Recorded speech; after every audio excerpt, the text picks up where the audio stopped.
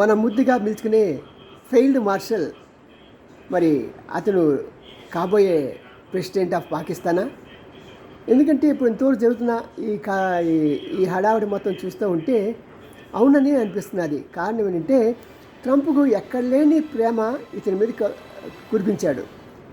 బహుశా అతను తనకి చెప్పుంటాడు, నువ్వు వెళ్ళి అక్కడ రాజ్యాన్ని నీ అధికారంలో ఉంచుకో, ఎందుకంటే పాకిస్తాన్తో అమెరికాకి చాలా అవసరం ఉంది. ఇరాన్ దెబ్బ కొట్టాలంటే పాకిస్తాన్ మీదుగా తను అక్కడ ఇరాన్ని దెబ్బ కొట్టచ్చని. మరి అమెరికా బయటికి డెమోక్రటిక్ కంట్రీగా చెప్తూ ఉంటుంది, కానీ అది ఎప్పుడు కూడా అన్డెమోక్రటిక్ వేస్లోనే పాల్గొంటూ ఉంటుంది. దాని ద్వంద్వ ప్రమాణాలు దాని యొక్క పుట్టుక లక్షణం, దాని డిఎన్ఏ. కాబట్టి ఎట్టి పరిస్థితుల్లో కూడా అమెరికాని నమ్మి ఎవరు మోసపోకూడదు.